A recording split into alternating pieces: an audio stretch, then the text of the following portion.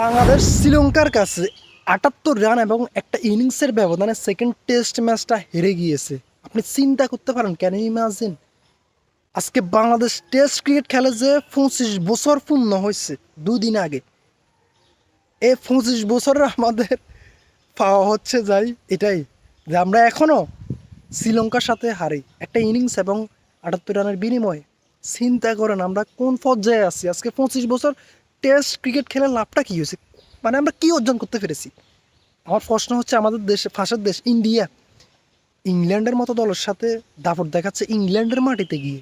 তো আমরা কি করতেছি? আমরা এখনও শ্রীলঙ্কার সাথে হারতেছি একটা ইনিংসের ব্যবধান।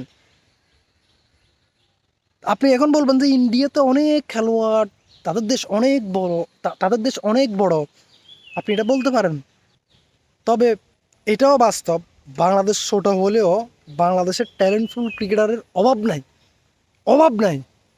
আপনি এক্সকিউজ দিলে হবে না। আপনার কাছে আছে, আপনি ওইটা সঠিকভাবে কাজে লাগাইতে পারতেছেন না। যদি কাজে লাগাইতেন তাহলে আজকে এই অবস্থা হইতো না।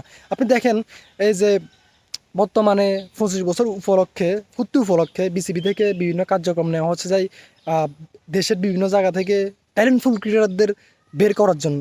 এই ধরনের উদ্যোগ আজকে থেকে ২০ বছর আগে কেন নেওয়া হয় নাই, ১৫ বছর আগে কেন নেওয়া হয় নাই?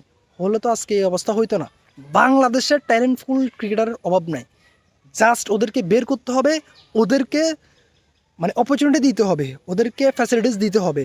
আর ভাই, আমরা জানি যে বাংলাদেশের কী অবস্থা, আমরা জানি অনেকে, আমরা আমরা জানি বাংলাদেশের, মনে করেন যে আমরা, আমাদের ফ্যামিলি থেকে আমাদেরকে সাপোর্ট দেওয়া হয় না, আমাদের ফাইন্যান্সিয়াল ইস্যু অনেক থাকে, আমরা ওইভাবে সাপোর্ট পাই না ফ্যামিলি থেকে। একটু বড় হলে আমাদেরকে কি করে, যে দেশের বাইরে পাঠাই দেয়। কী জন্য? ফ্যামিলির সমস্যা সমাধান করার জন্য, টাকা ইনকাম করার জন্য। এটা বাস্তব, এটা বাস্তব। পরিবারের হাল ধরতে হবে।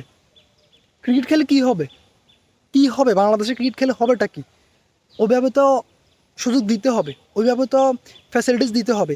ধরেন একটা একটা ট্যালেন্টফুল ক্রিকেটার আপনি বের করছেন, ওই ছেলেটাকে আপনি বিনা পয়সায় একটা একাডেমিতে সুযোগ দেন, খেলতে সুযোগ দেন। ও যদি কোনো সমস্যা পড়ে তার সমাধান করে দেন। একটা ক্রিকেটার ভাই, একটা ক্রিকেটার যখন ক্রিকেট খেলে না, বিভিন্ন রকমের ইনজুরিতে সে পড়তে পারে। সেই ইনজুরিতে পড়লে সে কীভাবে রিকভার করতে পারে, যত টাকা খরচ লাগে তা বহন করেন বিসিবি থেকে। আপনি এ ধরনের উদ্যোগ নেন। বাংলাদেশের বিভিন্ন জায়গায় আপনি একাডেমি তৈরি করেন, স্টেডিয়াম তৈরি করেন। ভাই, অনেক অনেক টাকা রয়েছে বিসিবিতে, আপনি ওইগুলো ইনভেস্ট করেন শুধুমাত্র ক্রিকেটের জন্য, বাংলাদেশ ক্রিকেটের জন্য। আপনি তো ভাই এগুলো এমনি এমনি তো আপনি ফালা দিচ্ছেন না, নদীতে ফালা দিচ্ছেন না। এগুলো বাংলাদেশ ক্রিকেটের জন্যই আপনি এগুলো ইনভেস্ট করতেছেন, বাংলাদেশের জন্যই। এটা বাংলাদেশের জন্যই ভালো হবে। না হলে আপনি এই টাকাগুলো দিয়ে আপনি কী করবেন যদি ইনভেস্ট না করেন, যদি খেলোয়াড়দের পিছনে যদি ইনভেস্ট না করেন? খেলোয়াড়রাই তো আপনাকে একদিন টাকা এনে দিবে, রাইট? না হলে তো হবে না। তো ইনভেস্টটা করেন ভাই, না হলে হবে না।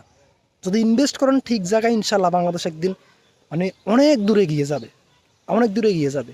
আজকে ২৫ বছর উপলক্ষে যে আয়োজনটা করা হচ্ছে বিসিবি থেকে, এটা খুব very good decision for Bangladesh cricket, very good decision. But এ ধরনের ডিসিশনটা আজকে থেকে আরও ১৫ বছর আগে নেওয়া উচিত ছিল, আমি মনে করি। তো দেখা যাক, আমিনুল ইসলাম বুলবুল নতুন বিসিবি প্রেসিডেন্ট, সে কী করে আসলে দেখা যাক। বাট আমরা জানি যে সে আইসিসিতে অনেক বছর কাজ করছে এবং আইসিসির হয়ে আফগানিস্তান ক্রিকেটের জন্য অনেক কিছু করছে। আফগানিস্তান ক্রিকেটকে একদম চেঞ্জ করে দিয়েছে, আমরা অনেকে জানি, হয়তো বা নাও জানি অনেকে। তো আমাদের জানা মতে সে অনেক ভালো একজন মানুষ। দেখা যাক সে কী করতে পারে। বাট তাকে কিন্তু বেশি সময় দেওয়া হয় নাই, সে কিন্তু শর্ট টাইমের জন্য এসেছে। এই শর্ট টাইমের মধ্যে সে কী করতে পারে, এটা এখন দেখার বিষয়। আল্লাহ হাফেজ। আপনাদের মতামত জানাবেন। আসসালামু আলাইকুম।